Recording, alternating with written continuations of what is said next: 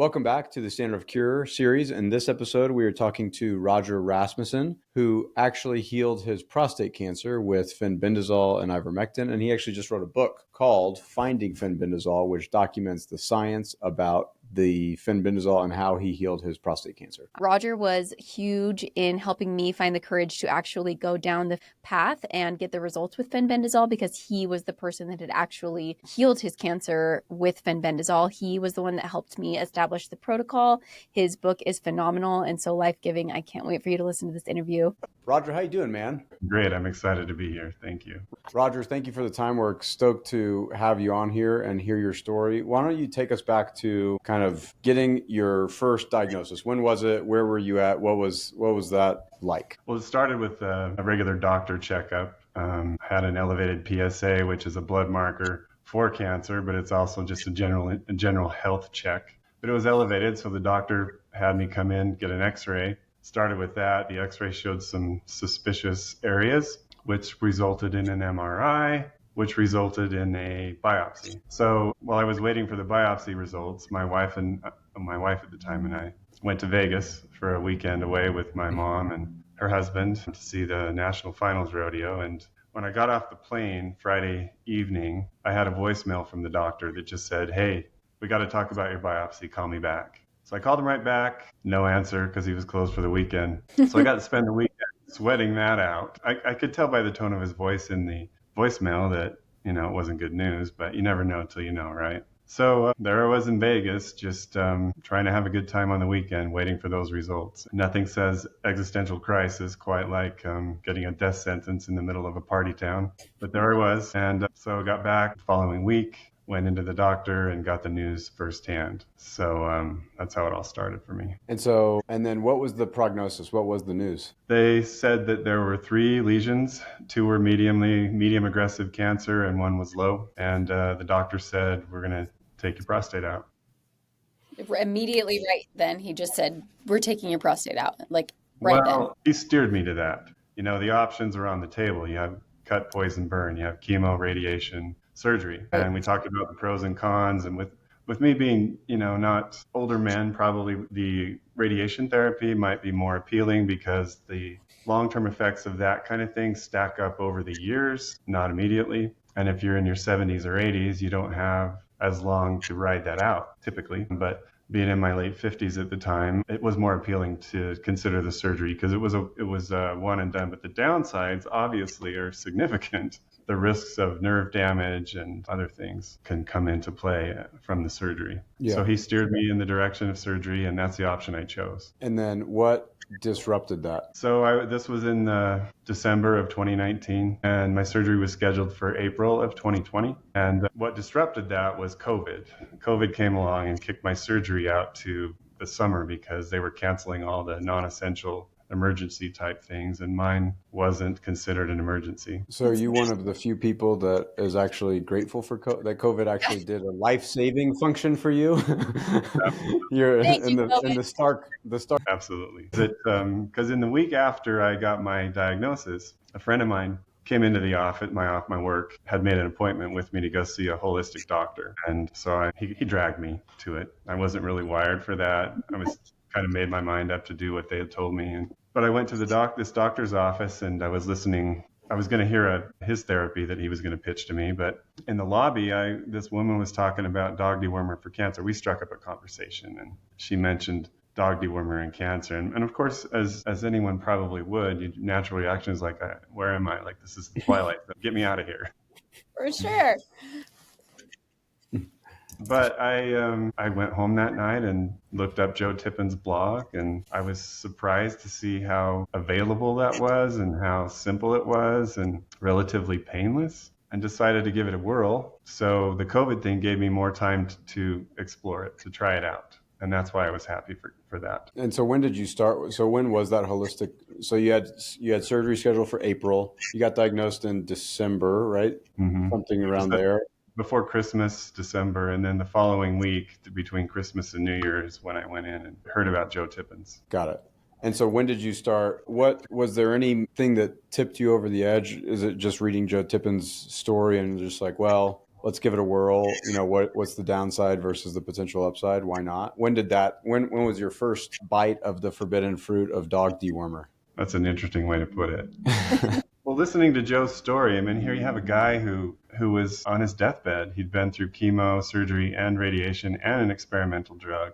And he was a shadow of his former self. He weighed less than 100 pounds. He's my height. He's about 6'1". So I could imagine how skinny he was. So he goes in, and he's going to die, and they send him home on hospice. And then somehow he figures out that there's this option that he experiments with. And then a few months later, he goes from having 50 tumors through his chest cavity on a PET scan. You're familiar with that. 4 months later, there's nothing showing up. And that's compelling.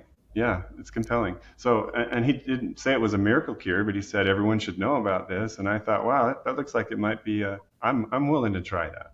You're right. Yeah. Did he have No, you go, Rob.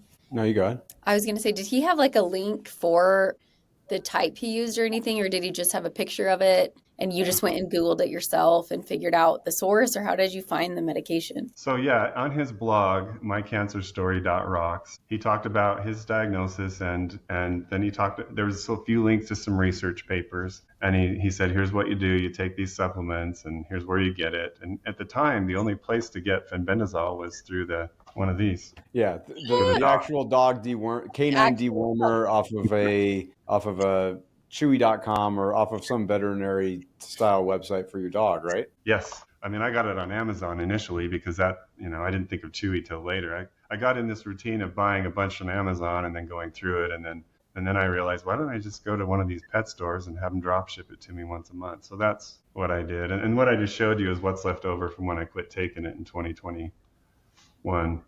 It's expired now, but souvenirs. Yeah, seriously, that's a great souvenir. As you decided to do this, what was kind of friends, family response? Were they, hey man, like this may be a side effect of your cancer taking over. Maybe your prostate cancer has traveled to your brain. You've lost all executive decision-making functions. You need to kind of rein it in. No, actually, and it's partly because I kept a lid on it.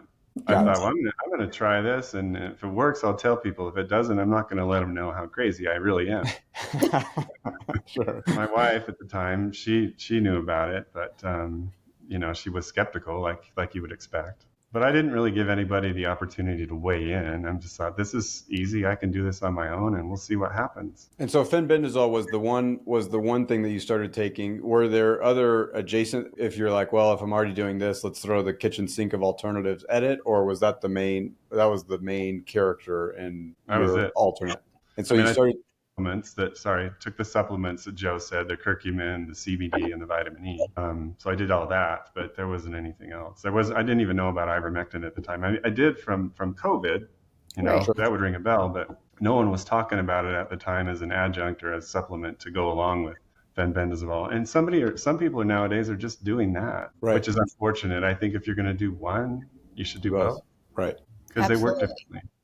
Yeah, they attack different pathways, right? So then what happened? Tell us. So you reschedule the surgery for the summer. You start taking fenbendazole. How does it get resolved? So your surgery date's coming up. So January, I start taking it. It took a few weeks to get everything in, and then I start taking it. And before COVID hit, I had my surgery coming up in April. So in late March, I went in and asked for another PSA test, and my surgeon said, sure, well, let's check it out. So I did, and it had dropped a little bit, like a point.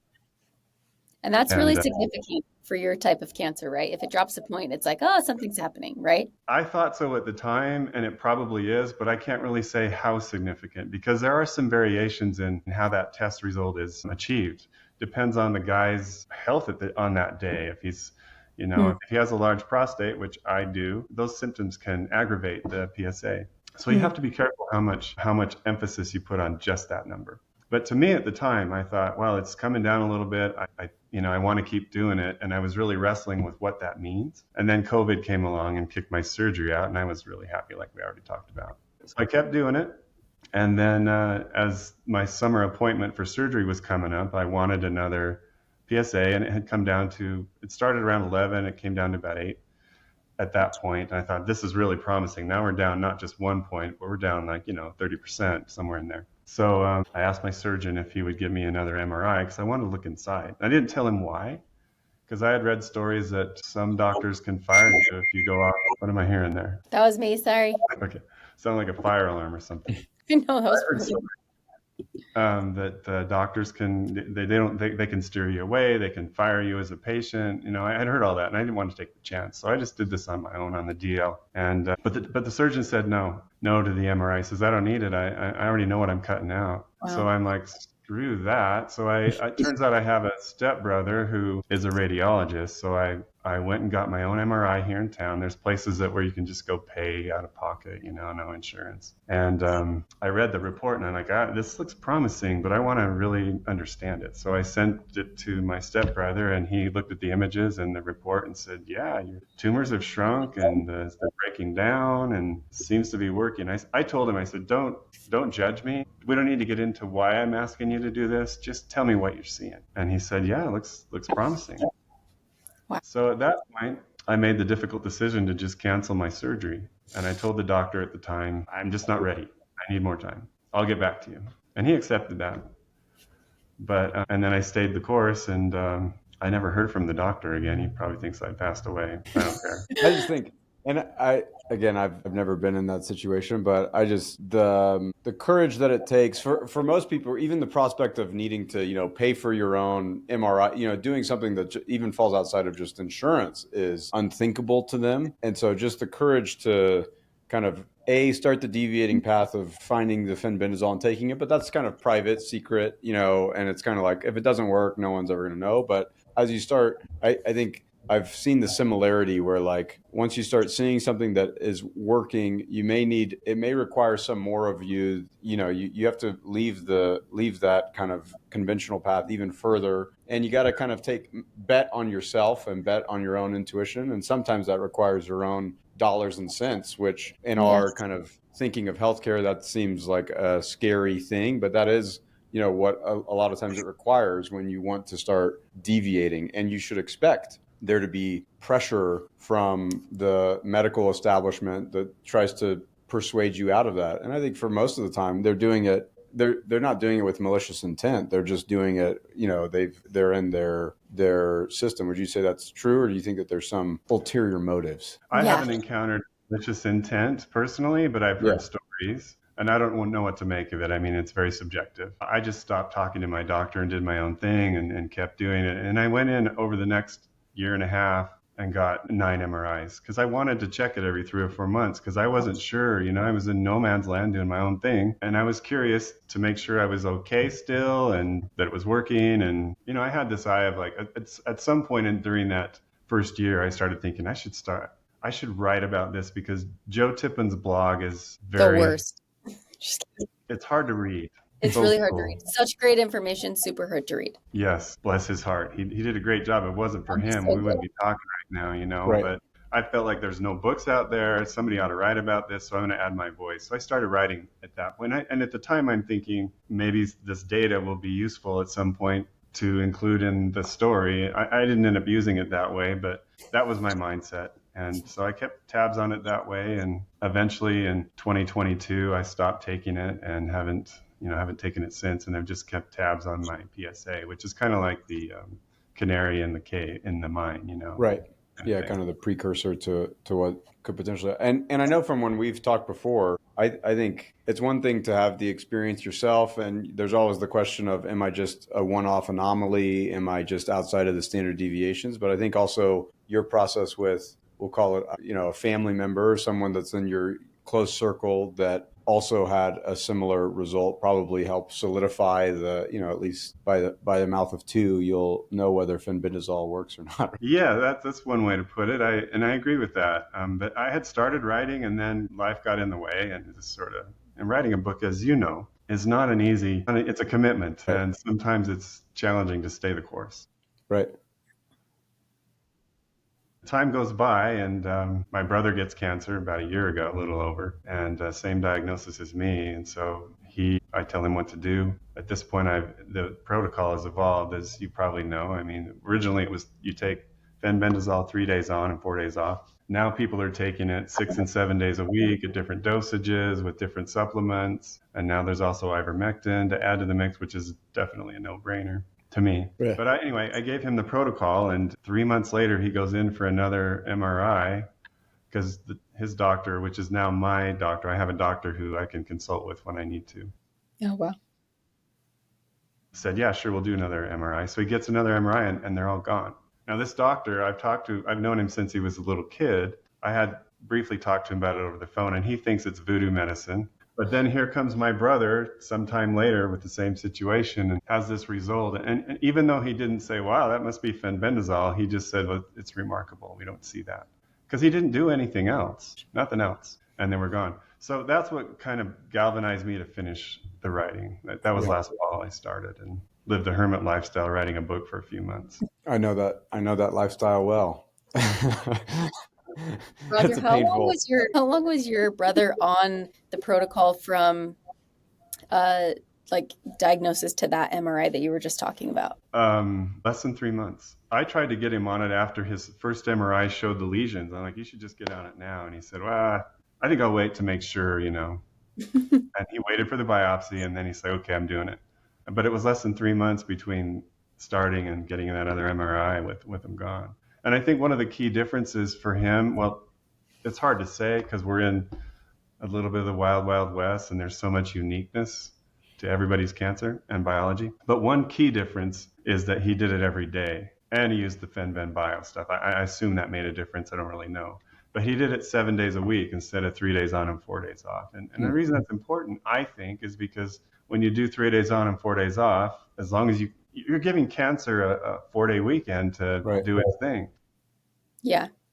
Yeah. So why initially did Joe Tippin say to do three days on, 4 days off? Because so many people say that. I mean, maybe if you don't have active cancer, that might be helpful, right? It's a preventative measure to give your liver a break. But what was do you know why they said that initial protocol? I'm going to guess. Remember this? The dosage protocol for the pets when they have parasites is 3 days in a row. Got it. Gosh. It comes with enough, the right one packet for each day, 3 days in a row. So I'm guessing that may have something to do with it, but I don't really know. I don't know. It's my guess. And so what would you say is the protocol now? If I get cancer, and I know, let's talk about what you recommend and all the research that you've done in this amazing book, Finding Fenbendazole. What would you say is kind of the normal protocol that you would recommend? And then maybe we'll talk about some of the edge cases where that normal protocol wouldn't apply, or you would adjust it accordingly.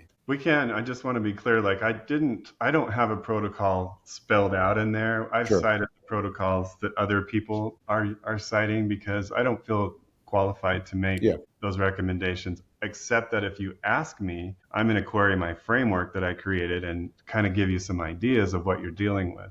But generally speaking, I would recommend doing 6 to 7 days a week of the Fenben Bio, and the same with Ivermectin. And I would also recommend splitting your Fenbendazole dosage into AM and PM, where Ivermectin you can take once a day. And the reason for that is Ivermectin has a longer half-life in your body, which means you can ingest it and it stays in your body longer than Fenbendazole. So if you split it, is that taking it with those bioavailable helpers as well, like the Fenbendazole? Do you take it morning and night? Like, I'm assuming 222 in the morning, 222 at night? Yeah. And then with the curcumin, CBD tincture, and vitamin E? I think that would be ideal, but I've never explained it that way. Again, I don't really feel like I'm qualified to give actual dosing and information, so I kind of keep it generic. But generally speaking, AM, PM, Fenbendazole, once a day Ivermectin, don't forget the fat, and the other supplements, you can do them once or at the same time you take your Fenbendazole. This episode is brought to you by CancerCrew.com. Cancer Crew is a private community that Carly and I have been building to give a place for cancer patients and their caretakers to have honest and open conversations with other people that are facing the same diagnosis and the protocols and the path that they've chosen to deviate from the standard of care in order to find their own healing journey. So if you or someone that you know or love is facing a diagnosis, go to CancerCrew.com and join the wait list, and we will be opening it soon. See you there. as we go into the story of how you and I got connected, which is just fascinating to me. Your sister happens to know my mom. And when I got re-diagnosed the second time, your sister reached out to my mom and said, hey, my brother actually took this supplement and has had a lot of success with it. And he healed his prostate cancer using this supplement. Now, again, my mom has gotten so many anti-canceral, everything, right? Like this cured the cancer, this cured the cancer, this cured the cancer. So she normally doesn't really even tell me about them anymore because my brother had cancer. He passed away just barely from brain cancer. I have cancer, had cancer.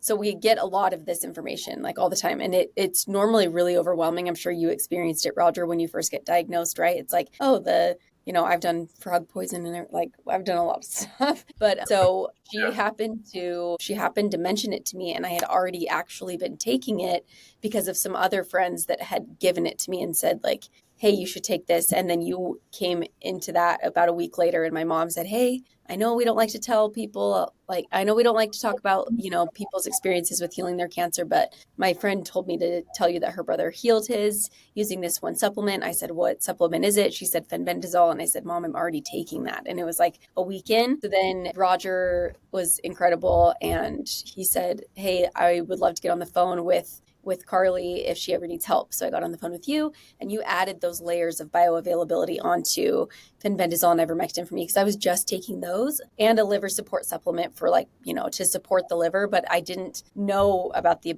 bioavailability. I didn't know about the fat, which is so helpful. And I cringe thinking about like us not getting on the phone and me not having as good of a result. And I know one of my friends also, she said, oh, I've been taking Fenbendazole and it isn't, it didn't do anything for me. And I'm like, well, are you taking it with this? And are you taking it with this? And and there are some things that you have to be aware of with medication, with the bioavailability that are so important to make it effective, which is what you brought to me and with your incredible book. I was happy to do that. It was fun to talk to somebody not fun. Sorry, I don't mean to say it like that, but it was interesting to talk to somebody in that same dilemma that I was when I first started.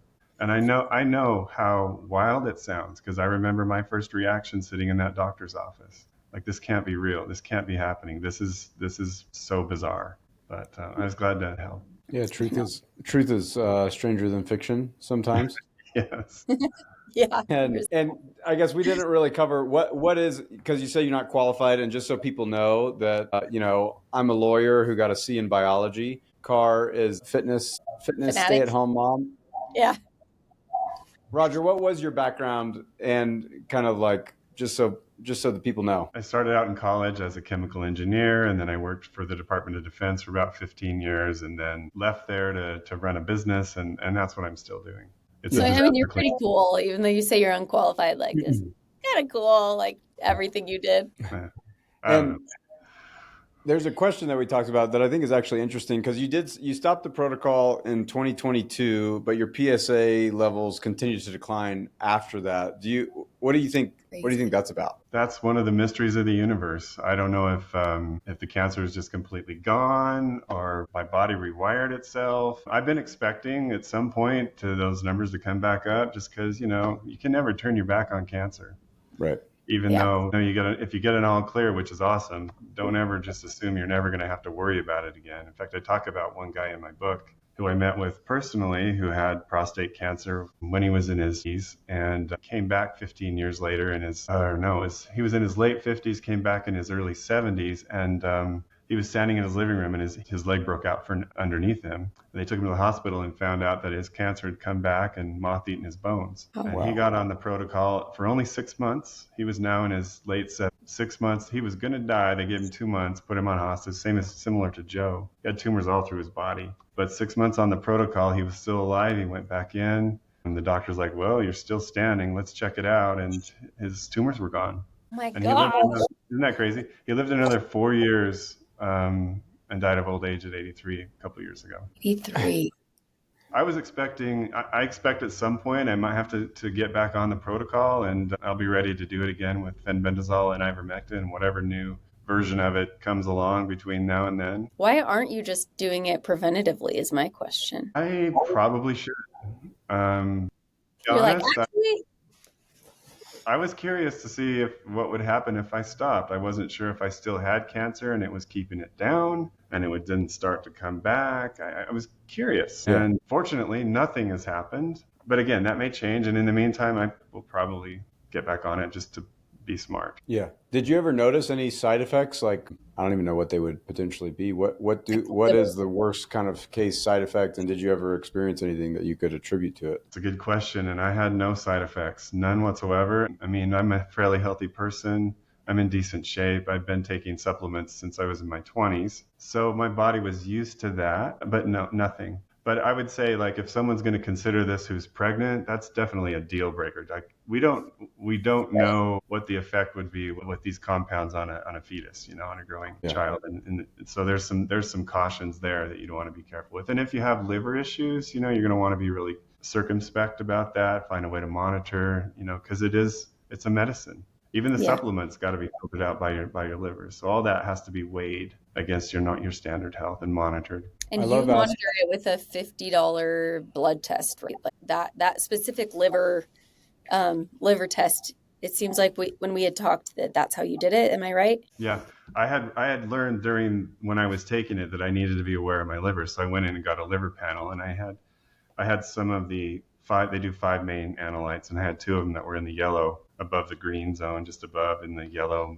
moderate risk. And so I could tell my liver was busy. And then when I got off of it a few months later, I'd had another liver test a couple weeks after stopping, and they all came back down to normal. So incredible. So I was just doing my own lab work for myself just because I was curious. But that's an important thing to keep tabs on if you're going to go down this road. Yeah, you mentioned that in your book, which I think is good, that you need to, you are going on this path of you're kind of taking health into your own hands, and you need to take it fully into your own hands to make sure that you're safe. What is your thought on why this is why do you think that there's such a kind of pushback from the medical community, maybe the population at large? How conspiratorial are you? We can put our 10 hats on. Do you think that this is just medical oversight, so obsessed that cancer is a genetic disorder, and or you think it's a cabal with the Illuminati? What do you think the issue is here? Why is people healing themselves with low cost alternatives? Why is that such a hot button issue, you think? This is very speculative. I have 2 doctors in my family, and both of them know more about what I've done, and they're both amused, not amused in a laugh at me kind of way, but curious kind of way. But that's as far as they go, because I believe they have their practices and they're busy with their day-to-day, and they don't have the bandwidth to figure out these fringy things. That's somebody else's job. And I think that's the case with most, the doctor that my brother went to, that's now mine, the one that called it voodoo medicine. Nothing against him. He's busy saving people's lives. He doesn't have the time to figure out if fenbendazole is going to work for his patients. That's somebody else's job. And unfortunately, because it's so expensive, no one else picked up that ball yet. But maybe one day. So expensive to do the studies, to get the research process of FDA approvals and doing all of those things. Yes. So for example, like I've got 59 studies that I found on the databases you can go to where people publish their scientific studies. And these guys are scientists, researchers, doctors. I don't know much about them, but you go to PubMed or places like that, and you can download these studies. So I've got 59 in my book, and I don't know who paid for those, but I'm grateful that somebody did. So there's some work going on, but I don't think beyond these people that skim the surface and look at one aspect, that there's a whole lot happening, especially that's orchestrated. But it is out there. Yeah. And I forgot where I was going with that. Well, someone said their oncologist was like, "Oh, I wouldn't take that because there aren't any studies on it." And they were like, "Are you kidding me? There are studies on it." And she was like, because there are, right? It's just not in like the specific, way that the cancer world works. And it seems like, according to Joe Tippin's blog, and probably in your book as well, it seems like there's not really any money in it because it's out of patent and it's like already, it's on Amazon for $9. Is that a reasonable argument as to why the research isn't being done? Again, speculation, but yeah, fenbendazole has been out of patent for a decade or two at least. And the minute somebody actually does a clinical trial, which it could be tens to $100 million to actually Right. do a clinical formal trial. Once they get that far and say, yep, it does work for cancer, now we can prescribe it officially, FDA approved, then the next day everybody knocks it off. Right. Like, Can you tell the mouse story that you told me of these mice that were going in for research purposes and what happened in 2008 or whenever that was? Yeah, 2008. So the cancer study was being performed at this lab. And that you can find this paper I've got it summarized in my book, but it's not terribly impactful all on its own, but you have to look at the bigger picture. So they were going to do this test on, I don't know what kind of cancer, and they order mice from a breeder, and the breeding facility had some kind of issue with parasites, so they dewormed their mice before they shipped them out. And so the cancer guys they get these mice in, and they implant the tumors, which normally so they implant the tumors in the mice, and then they do their study. They see how the tumors grow, and I don't know what they're doing exactly, but normally 80% of those tumors will grow into something they can study for whatever they're looking at. And in this case, none of the tumors grew, and they were wondering what the heck. So they found out from the lab about the fenbendazole, and they decided to test it out in their own new experiment. And that's what the paper was written about. And what they found was that the fenbendazole with the vitamins has a measurable impact on cancer. And so they published that study and went on about their business. That's what started this whole thing. We're talking, 17 years ago? Yeah, it's crazy. I'm going to be so mad if Fenben and Ivermectin are actually the cure and I had to go through so much treatment. Like, I mean, I'm okay with it because I think that, that was our story and our path, and it makes it even more impactful because I did do the treatment as well. But I'm just going to be really mad because it was really hard. It's really hard to go through chemo and everything. And you guys don't get it because you have short hair, but shaving your head is really hard. You guys wouldn't have the same impact. But one thing I was going to ask you about your MRIs, were those all out of pocket as well? When you said you got 9 MRIs that next year, did you pay for those as well? Yes. Okay. The only one I haven't paid for is the very last one I had in 2022, when the result there was they stopped shrinking about 2 years into it. There wasn't really a measurable shrinkage, but they were all downgraded. They continue to break down into what now they're called undetermined. But that was the last one that I had. But I wanted to follow up on one thing. So you had mentioned being angry if it turns out these are the cures. So when I was writing, I felt the temptation to rant. Yeah. Because I'm like, why the heck isn't the medical industry more interested in this? Why isn't more work being done? This seems like the right thing to do. And, you have I wanted to rant about it, but then I realized that is not going to be helpful to create a takedown for the medical industry. I want to be measured. I want to be informative and just tell my story. Yes. And not so polarizing as well. Sometimes it feels like you're either a conspiracy theorist or you're, all in on Western medicine. And I never wanted to be like that. I think that there's so much amazing information, and we just it's not about who's right, who's wrong. It's let's come together better. Right. And I think that that's really what's missing is why aren't we coming together better? It's why does it have to be so polarizing? I just really disagree with people who do that. Personally. Yeah, I think you can tell when someone I from the conversations that we've had, I think there's a certain humility with someone who has the result that you have had, and I think that bleeds, and I think that shows through. And someone who's kind of facing a prognosis themselves, I think you can tell when someone has an agenda, and even the agenda of let's take down the medical industry comes off. I think it makes people put their walls up, and so I think that when I read it, I felt like it was a very measured and humble take on, and also super research backed as well. You have a lot of science in there, and a lot of important things that you don't have to resort to a conspiracy when it's all happening in broad daylight. I think it's more a function of just perverse incentives more than it is this, population control conspiracy thing. Exactly. And so I'd love to talk a little bit about, I guess, any other thing that you want to add from a protocol standpoint, the patient, any other advice you would give to someone. And I know some of this is in the book, but cancer types that are less usable, anything else you want to add from a protocol, kind of what do you take, how often, and when is it applicable?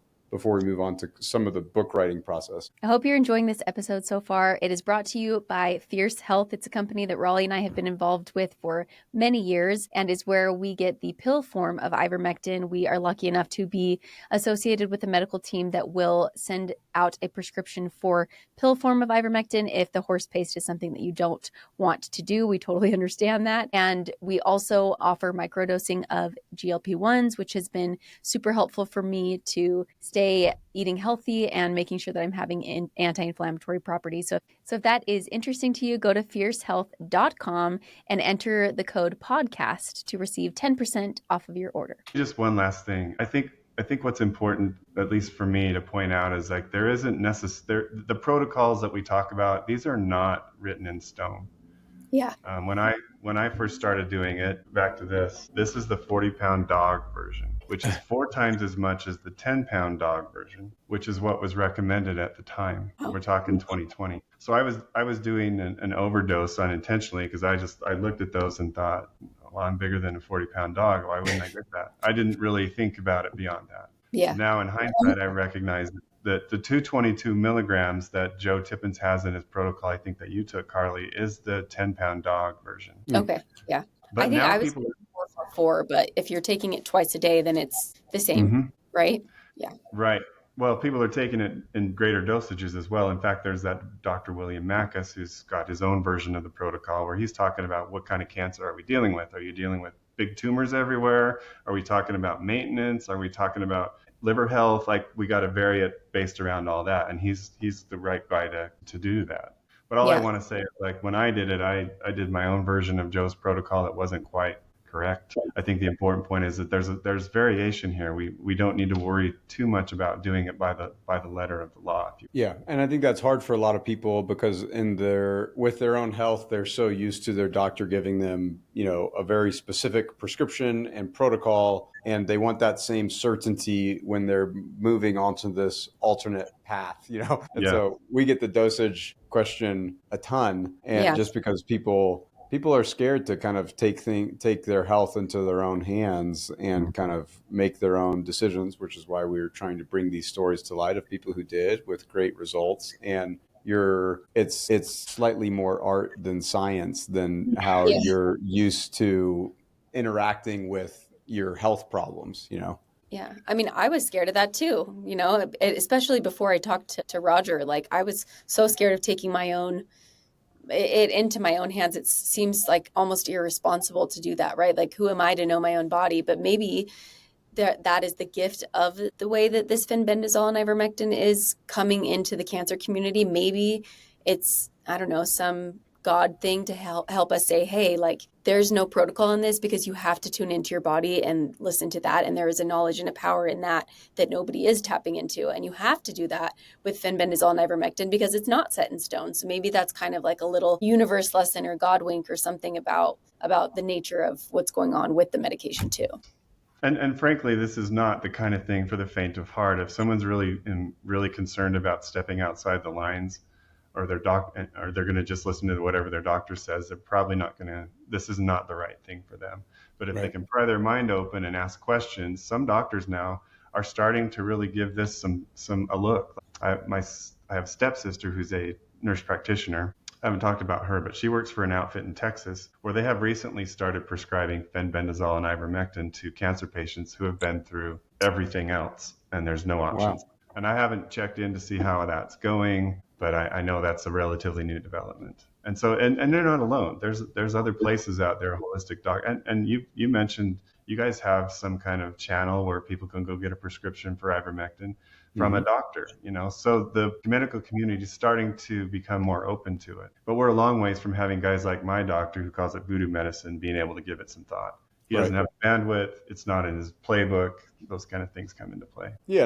And I've written about how with doctors, for them to step outside of the standard of care that's their risk. That's the riskiest thing that they could possibly do. And so to have the courage to do it, or to even spend the time contemplating it, is just so outside of the realm of, the benefits that they get are so minimal relative to the risks that they take to tell someone to step outside, that for them, it's malpractice. For them, they have massive legal liability to take you to the side and say, hey, just so you know, check out fenbendazole. If you have an adverse reaction to that, their ass is on the line and they can get nailed to the wall, all for something that's relatively unproven. It just totally flies in the face of everything, of all of their training. And which is why I think for most of them, it's not, malicious intent. It's just, I'm here to do a job and I'm doing my job as I was trained to do. And life's simpler when I'm not in the middle of a medical malpractice lawsuit, Just a little bit. And so, brief with the book, what do you feel like? What was the hope? What do you hope to get across? What's like who are you trying to help, and what after they get to the end of it? What do you hope that the takeaway is for that person with finding fenbendazole? My goal was just to get the word out, add another voice to the crowd, and give people something to think about with some science at reference or available to back it up. So it doesn't, having been down this road now for a few years, I've talked to people along the way, like I did with Carly, and you get various reactions. And I know some people are just like, they can't wrap their mind around doing something that sounds so wacky. And so I wanted to create a resource, a guidebook, if you will, that's not just, hey, this is dog dewormer, use it for cancer. It's more than that. It's like, here's some studies that support why this is working. To be honest, I didn't really find any studies that came to the conclusion that it doesn't work. They all had some kind of positive result. So that's very compelling as well. But I wanted to create a resource, basically. In the book, I created both a more technical summary of each research paper I worked through and a Reader's Digest version. It's for laymen if they want to just pick that. At least they can skim it and see the kind of things that have been done over the last 7 years. Yeah. Which I think you did very well. I think one of the, there's a confusion when you're moving into this world of statistical inferences and standard deviations, that a lot of times it's easy to confuse that lack of evidence isn't evidence of lack. Just because there isn't a ton of dispositive evidence, we tend to think that means that there's evidence that it doesn't work, right? And those are actually not the same thing. There's just like no evidence of disease isn't the same as evidence of no disease, and so when even the medical community kind of misses that sometimes. They say, oh, well, there's no evidence, but that doesn't mean that there's evidence that it doesn't work, Yes. Yeah, for sure. And go ahead, Car. Sorry. Both of us are like so excited to talk to you. We've been like, we're so excited for Roger's interview. So you have this amazing framework. I probably have like at least 20 people that want it. And I'm like, I just need to talk to Roger. I don't really know how it works. And it's just so fascinating and so amazing. Is there a way that it's going to be, available through finding fenbendazole? Or like, obviously, again, I love that you're like, hey, this is just my personal experience, but you created a framework that will kick out, some really helpful data for the specific cancer type and what to do and stuff. Is that going to be available for people? I don't know how to make it available. I have I've had people engaging me on Facebook and stuff and asking me like, well, what is your cancer? Tell me about it. And then I can key it into the framework and I can get out this really technical result. I think I shared your one with you. Yeah, and a few of my friends. Yeah. I'm sure there's a way to make that something available. Maybe we could figure out how to do that on your platform. Requires some coding, I'm sure, but that would be worth doing. Yeah, if we could get that into Cancer Crew, I would just feel like you're saving so many lives with that. And I'm just like so impressed and grateful. Like I said, it was when I got to the point where I realized, hey, I could do this with this. I could create this framework. I'm going to see what that looks like. I was so excited when I got it. I felt like this looks really cool. Yeah, it's magic. Anyway, it's way above my pay grade, which is, so take it for what it's worth, but it provides some really interesting insight in a very simplified manner that people can wrap their mind around. And finding a way to put that on your platform, I think would be brilliant. Yeah. No, we're going to have to go to lunch next week and figure out how to do that, because that will be amazing. And I think with the book, I know with seeing Car's, I think when you go through such a time as cancer and kind of facing your own mortality, I think I love hearing the stories about what people create from that darkness, what they bring to light as a way to try to make sense of that dark time that they had. For Carr, it's always been, business oriented and helping people feel confident in their body. I think Yeah. for you, obviously, this book is one of those things of, being at the prospect of facing death and using that moment where you face death to help bring life to other people. I think is the true meaning of art. Combining disparate experiences. What was the hardest part of it? What was the story that, or the part of the book that was the most difficult for you to write, and what was the part that was the most enjoyable to write? I would say it's probably just the first chapter to answer both questions, because as I started creating that, I'm reliving those early moments of fear and doubt. That was before I really had any idea where this might be going, and that I was going to stumble into something like fenbendazole, which is going to give me a different route. So that was, again, for those reasons, it was probably the easiest and the hardest to write, just getting started. And the first chapter being your story, your process through kind of being in Vegas, getting the doctor's call, navigating, a flare up and the pain associated with that. And there I'm trying to have a vacation, and then that night I'm hiding in the bathroom doing cancer research, pretending like I'm checking emails at 2 a.m. That doesn't usually go over very well. Yeah. And I talk about that, but those moments were very unsettling. Like your world changes, Carly. You get that diagnosis, like, wow, this is not supposed to be where my life is going, and suddenly everything changes so fast. Because it's like a death sentence. It can be a death sentence, and you know that in your head, even though you're trying to be optimistic and think that, well, I'm gonna get through this, you still know in the back of your mind that this could really go badly. Yeah, and treatment is facing death, even by the nature of treatment. It's just like getting as close to death as possible and then bringing you back, which you have to go through that as well, which is like, again, it's so frightening to even just go through treatment and survive it too. Yes. And you went through different treatments. I didn't. I really didn't. I did fenbendazole. You did. Did you have radiation? Twice. Radiation, chemotherapy. You've done it all. Like you know the worst of it. I know. That's what I'm saying. If it's fenbendazole, I'm like super grateful, and also what? And yours, and of these conversations, it tends to be that people look to go outside of the standard of care once the standard of care has quit working for them. That tends to be how it almost always happens. Is they do chemotherapy, they do radiation, they get the surgery, and then the cancer comes back at a timeline that they didn't originally expect. And so your story is very unique in the sense, and COVID, interestingly, did give you this extended timeline.